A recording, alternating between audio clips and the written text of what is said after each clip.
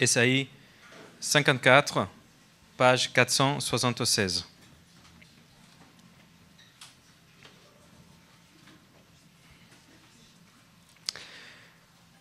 Réjouis-toi, stérile, toi qui n'as pas eu d'enfant.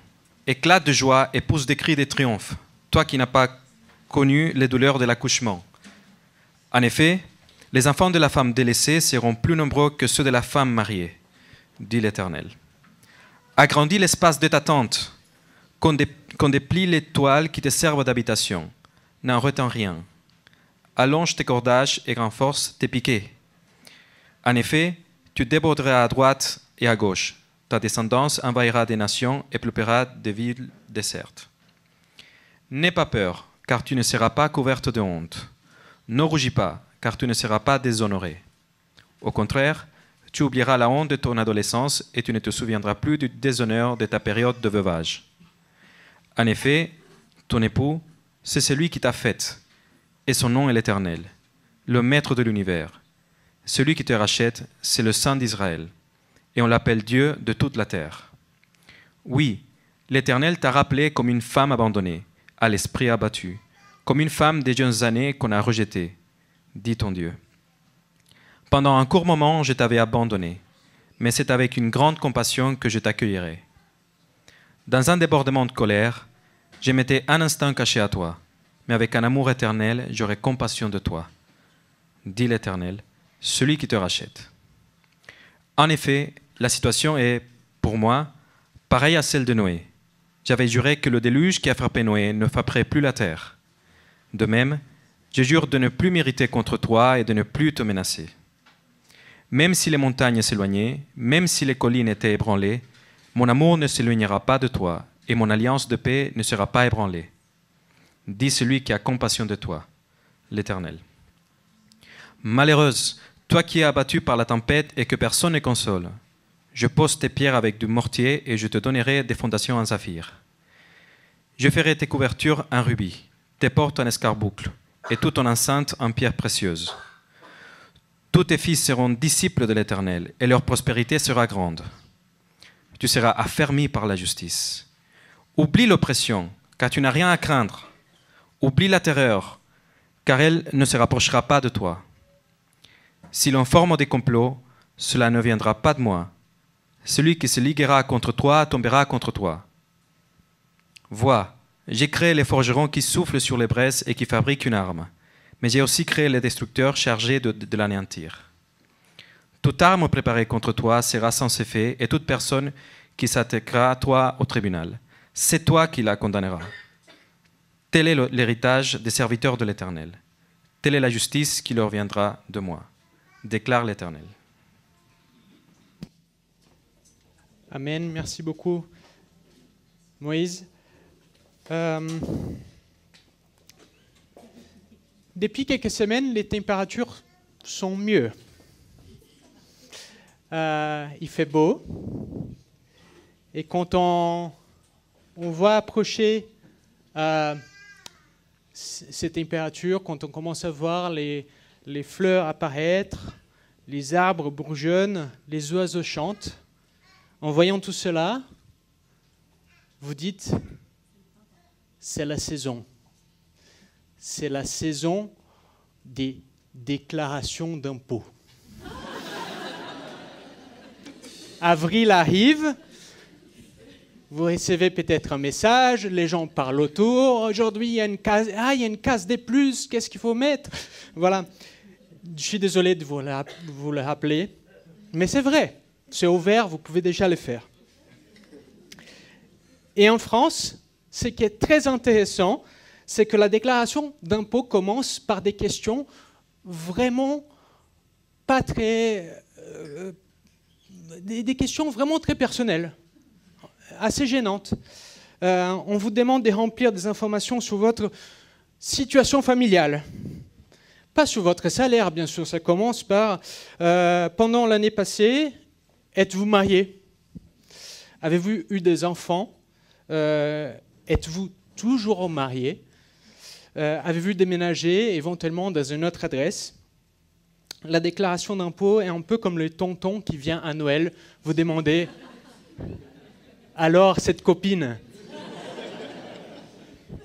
vous vous êtes mariés, et quand vous êtes mariés, il va demander « Et alors les enfants ?» Mais voilà, si la déclaration d'impôt commence avec une déclaration des changements des situations familiales, les textes d'aujourd'hui, le chapitre 54, commencent par une déclaration des changements, des situations familiales. Au début du chapitre 54, Ésaïe s'adresse à une femme qui était stérile, abandonnée, de toute évidence, abandonnée par son mari, mais qui a besoin maintenant, selon sa déclaration, elle a besoin maintenant d'une maison plus grande pour accueillir tous ses enfants, d'une tente plus grande pour accueillir tous ses enfants. Le changement est radical. Ce n'est pas un simple changement de situation familiale, on passe du rien à tout. La semaine dernière, c'était le dimanche des Pâques, et Joe a prêché sur Ésaïe 53, les chapitres d'avant, un texte qui parle sur comment Dieu est venu au secours de son peuple et de l'humanité de façon générale pour sauver son peuple et l'humanité de façon générale du péché, les problèmes principaux des humains. Cette opération de sauvetage a été accomplie d'une façon très étonnante parce que c'est lui qui a fait l'opération de sauvetage, l'a fait par la souffrance. La souffrance et la mort de Jésus-Christ, les serviteurs souffrants du chapitre 53. Ces textes, les chapitres 53 et les chapitres d'aujourd'hui, les 54, ils ont été écrits plus ou moins 7 siècles avant la naissance de Jésus, et ils nous parlaient déjà de ce que Jésus a accompli le vendredi saint et les dimanches de Pâques. Ce matin, on va continuer, on va parler du résultat de cette opération de sauvetage. Qu'est-ce qu'elle veut dire pour les gens qui sont ciblés par ces saluts-là, et quel impact va avoir pour les peuples qui est sauvé par ces serviteurs souffrants. On commence dans le début du chapitre, oui, avec cette adresse à une femme stérile. Alors, on doit comprendre, et ça devient assez clair plus tard dans le chapitre, que cette femme représente les peuples de Dieu. À l'époque, les peuples d'Israël, de Juda, Jérusalem, un peuple qui serait exilé en Babylone. Un peuple qui allait plutôt souffrir. Les annonces au début du livre d'Ésaïe, et Dieu nous a expliqué la semaine dernière, une bonne partie du livre d'Ésaïe va déclarer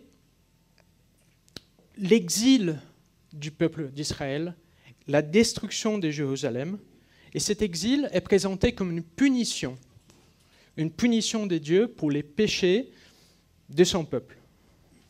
Juda allait être amené en exil, sa capitale Jérusalem allait être détruite, les temples seraient détruits aussi, une réduction massive de population, on imagine une nation, petite nation, mais une nation quand même, devenir une minorité ethnique opprimée quelque part.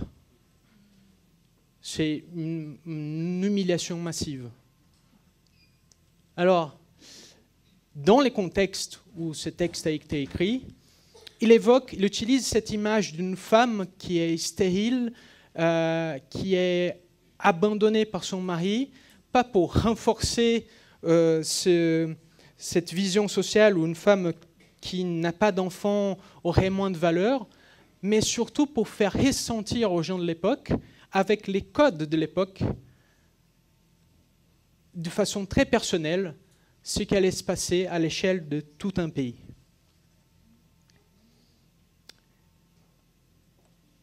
Une nation qui peut se poser la question si elle aura une suite. Un peuple qui peut se poser la question si sa descendance aura lieu. Mais les livres d'Ésaïe apportent aussi une promesse de restauration, de rétablissement. Et on a vu la semaine dernière que cette promesse, elle est accomplie par les serviteurs souffrants. Cette figure, cet individu qui est présenté dans le chapitre 52-53, qui vient au secours de son peuple qui est puni par des péchés, et il vient au secours de son peuple en prenant sur lui les châtiments du péché de ce peuple.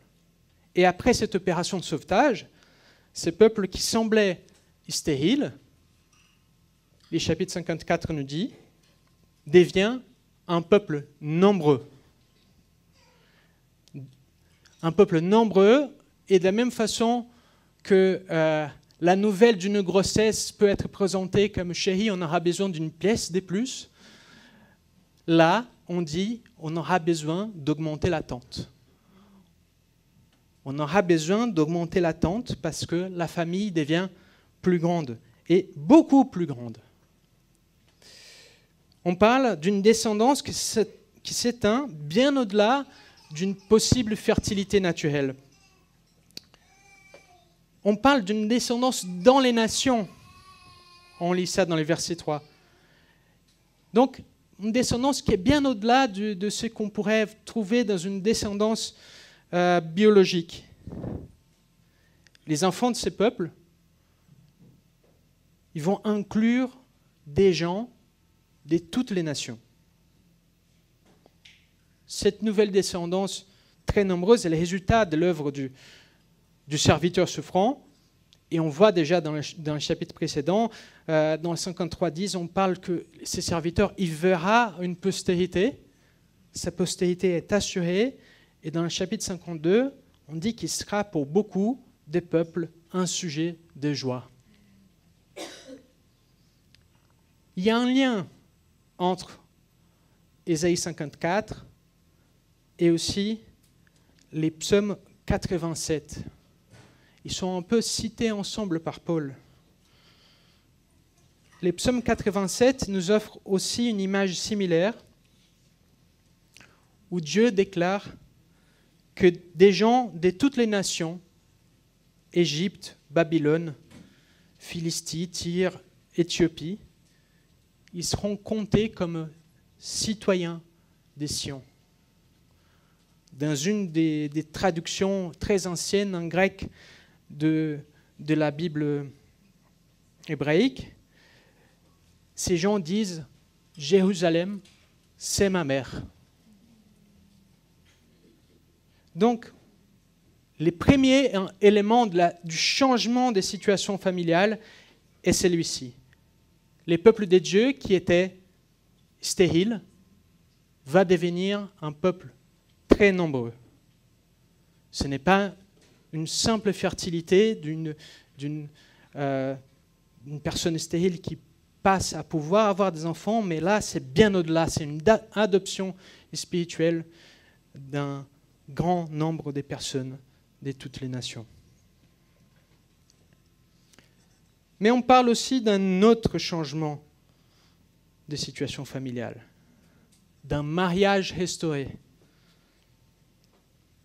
Avant, l'œuvre du serviteur souffrant, dans les chapitres précédents d'Ésaïe, la relation entre Dieu et son peuple était représentée par un mariage en crise. Les peuples symbolisés par une femme adultère et Dieu symbolisé par un mari qui a donc envie légitime de divorcer. Mais après l'œuvre du serviteur souffrant, après le chapitre 53, la relation entre Dieu et son peuple est représentée par un mariage restauré. Maintenant, plus de mention des fautes de sa femme, mais une mention d'un amour éternel dans le verset 8 et d'un pardon total et définitif qu'on voit dans le verset 10. J'ai lu le verset 10. Même si les montagnes s'éloignaient, même si les collines étaient ébranlées, mon amour ne s'éloignera pas de toi, et mon alliance de paix ne sera pas ébranlée, dit l'Éternel, c'est lui qui a compassion de toi. avec ces pardons si total, cette femme est appelée à ne plus avoir peur, verset 4, et à surtout ne plus avoir honte. La réjection et l'humiliation que les péchés méritaient ont été prises par les serviteurs souffrants, qui est décrit comme quelqu'un de méprisé. Les mépris, il les prend sur lui. Donc, le deuxième élément de la nouvelle situation familiale, un mariage restauré et un pardon total. Plus de mention de honte, plus de mention d'adultère.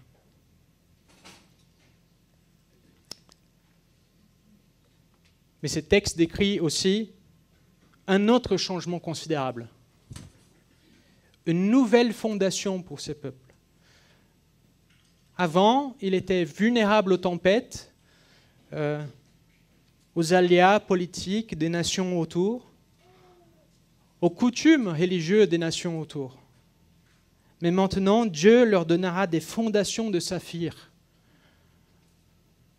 Ce n'est pas seulement une belle pierre, le saphir, mais c'est aussi une pierre très dure, très résistante. On parle aussi d'un changement de fondation. Si le peuple a été instable avant, il sera établi d'une façon où les tempêtes ne pourront pas les détruire avec cette nouvelle fondation. Tu seras affermi sur la justice, dit le verset 14. Ce peuple va être établi sur la justice des dieux et non sur ses propres œuvres, non sur ses propres désirs. Les versets 13 dit « Tous tes fils seront disciples de l'Éternel ». Selon la traduction, ce verset dit « Tous tes fils seront enseignés par l'Éternel ». Ce peuple va être enseigné par Dieu lui-même plutôt que par ses habitudes et traditions. Dieu lui-même va établir des fondations solides. Les fondations de ce peuple ne seront plus un cœur instable. Donc, voilà, c'est le troisième élément de la nouvelle situation familiale, une nouvelle fondation, une nouvelle stabilité, un avenir assuré. Donc, ces trois éléments, une descendance nombreuse, un mariage restauré, une nouvelle fondation. Et cela a été promis 700 ans avant Jésus. Et ce qu'on peut se demander aujourd'hui, c'est à quel point cela s'est déjà accompli. La semaine dernière, nous avons vu que l'œuvre du serviteur souffrant du chapitre 53 a été accomplie par les Messies, par Jésus-Christ. Il a pris sur lui les châtiments de notre péché et il a été ressuscité pour notre justification. Et on peut dire que beaucoup de cette prophétie du chapitre 54 s'est accomplie.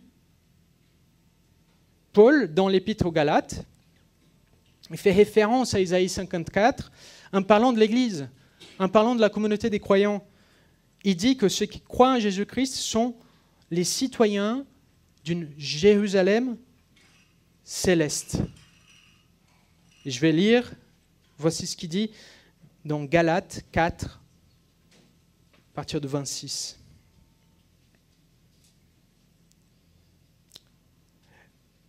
Mais la Jérusalem d'en haut est libre. C'est elle qui est notre mère. Des faits, il est écrit, « Réjouis-toi, stérile, toi qui n'as pas eu d'enfant. Éclate de joie et pousse des cris de triomphe, toi qui n'as pas connu les douleurs de l'accouchement. En effet, les enfants de la femme délaissée seront plus nombreux que ceux de la femme mariée. Il voit déjà l'Église, les disciples de Jésus, nombreux de toutes les nations, comme un accomplissement de cette promesse de l'époque de l'apôtre Paul. Ici, comme souvent dans la Bible, il est utile d'utiliser les principes du déjà et du pas encore et voir dans les prophéties ce qui est déjà accompli comme quelque chose qui nous pointe sur ce qui va être accompli. Mais beaucoup des choses dans ces prophéties sont déjà là. Déjà, l'Église est nombreuse. Elle est composée des gens de toutes les nations. Elle est beaucoup plus nombreuse que l'apogée de la population d'Israël et de Juda. D'un petit peuple exilé, méprisé, opprimé par un empire, on passe par Jésus, ses disciples, toujours persécutés, et on arrive à un peuple nombreux qui s'étend sur le monde entier. Autre accomplissement, déjà, Dieu a établi une nouvelle alliance en Jésus, avec un pardon entier à tous ceux qui croient en lui, et cette alliance n'a pas été rompue ou interrompue. Déjà, Dieu lui-même, en personne, dans la personne de Jésus-Christ, est venu enseigner son peuple. Il a pris dans ce peuple des élèves, des gens qui ont été enseignés par lui, et il a envoyé son esprit, son Saint-Esprit, aussi Dieu lui-même, pour habiter en nous et nous enseigner à devenir semblables à lui. Alors, il est vrai, l'Église existe encore au milieu de la tempête et de la souffrance et du péché. La persécution, elle existe, même si c'est déjà très impressionnant de voir comment l'Église a survécu à tant de tempêtes au cours de l'histoire. Déjà, Augustin, au chapitre 4, il lit... Augustin, au 4e siècle, chapitre 4 des siècles.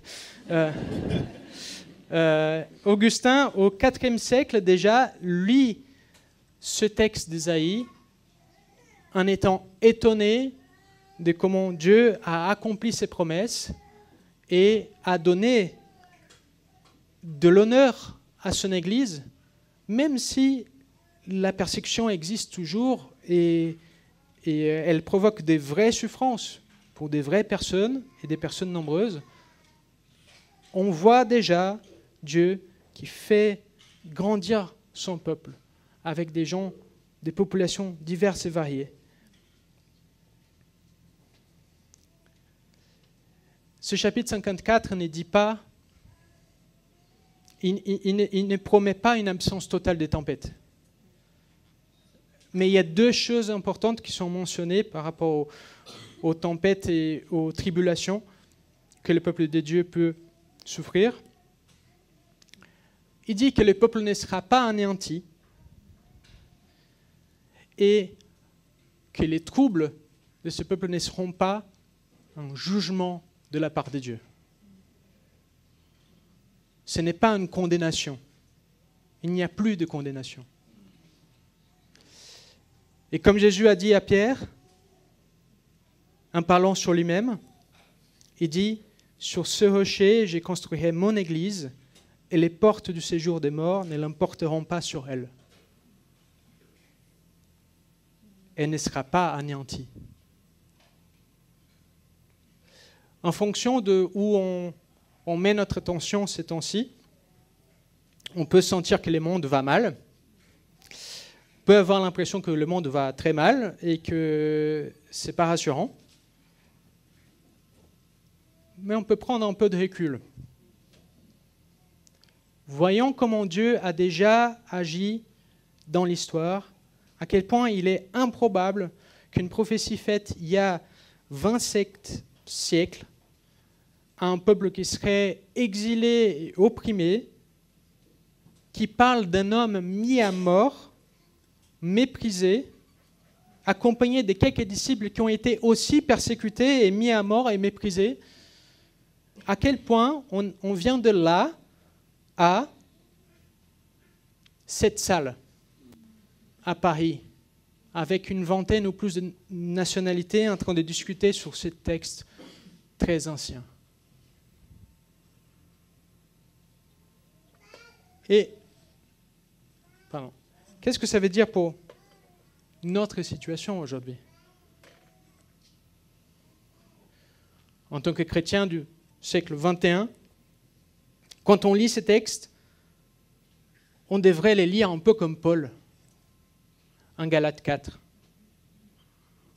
Voir comment Dieu a accompli ses promesses et savoir que cette histoire, c'est notre histoire. Quelle est l'histoire de votre vie? Comment vous voyez-vous maintenant le récit de votre vie? C'est quoi les points marquants? Est-ce qu'il y a un certain nombre de situations professionnelles, familiales, personnelles qui semblent être absolument nécessaires pour avoir une vie réussie parce qu'il y a un plan et il faut qu'il soit accompli?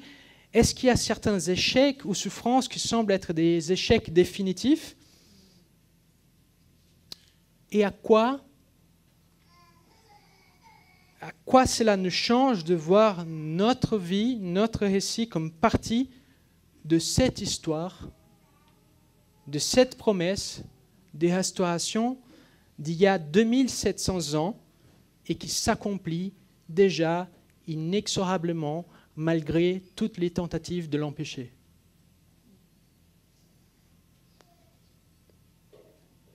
Dans la façon dont nous voyons aussi éventuellement notre péché passé, nos luttes présentes, est-ce que nous prenons en compte cette parole qui dit « Tu oublieras la honte de ta jeunesse ».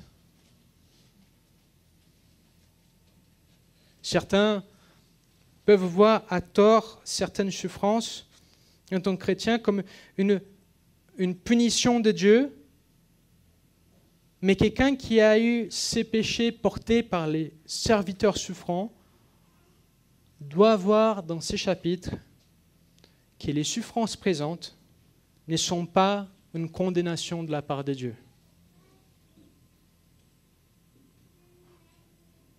Quand nous échouons, et nous échouons tous, notre réaction révèle aussi notre compréhension de cette nouvelle situation familiale. Plutôt que de nous cacher dans la honte, dans l'évitement, ou de nous endurcir dans un comportement défensif, nous pouvons aller directement vers notre Père, sachant que le déshonneur de notre veuvage a été effacé.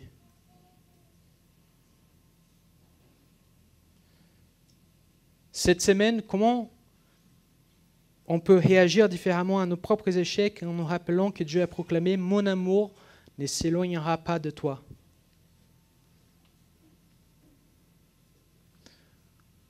Ce salut, cette restauration, ce rétablissement est déjà en train de s'accomplir. C'est déjà accompli en Jésus.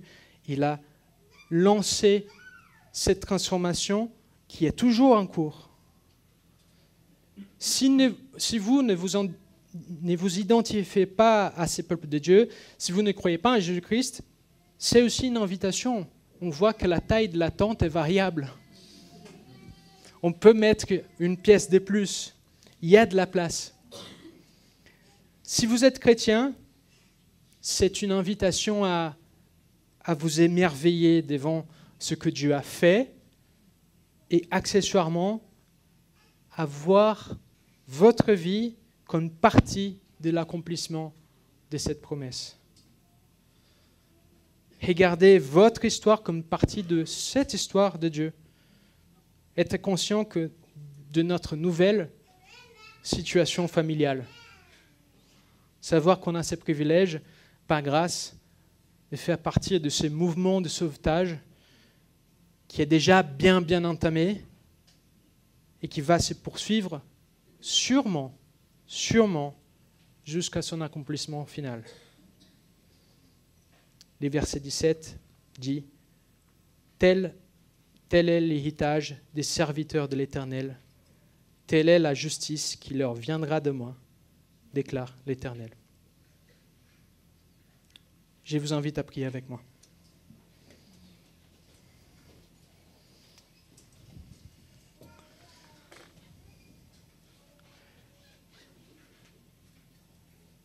Seigneur notre Père, on te remercie pour tout ce que tu as fait, pour ton plan, pour les saluts que tu as prévus, que tu as proclamés. Ces saluts qui dépassent de loin nos attentes, nos capacités, notre imagination. Seigneur, merci parce que tu nous fais de nous un peuple nombreux, divers, tous devant toi, tous, Seigneur, en Jésus, aimés de toi. Seigneur, je prie qu'on puisse être conscient à chaque fois plus conscient de la grandeur de ta grâce, Seigneur, de la fidélité de tes promesses, qu'on puisse nous reconnaître et connaître nos frères et sœurs dans ces promesses. Regarder notre vie aussi dans cette perspective. Seigneur, que cela puisse nous remplir de reconnaissance, que cela puisse nous donner envie d'être fiers et contents d'être tes serviteurs. Au nom de Jésus. Amen.